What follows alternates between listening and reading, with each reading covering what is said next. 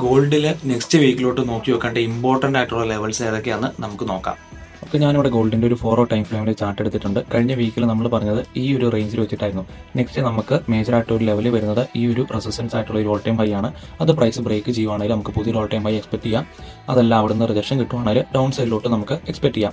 ഈ ഒരു 2 കേസാണ് പറഞ്ഞത്. ഇപ്പോൾ നോക്കുവാണെങ്കിൽ പ്രൈസ് അത് റെസിസ്റ്റൻസ് ബ്രേക്ക് ചെയ്ത് പുതിയൊരു ഓൾ ടൈം ഹൈ ക്രിയേറ്റ് ചെയ്ത് ഇപ്പോൾ ഒരു സ്മോൾ കൺസോൾട്ടേഷനിലാണ് കറന്റ് നിൽക്കുന്നത്.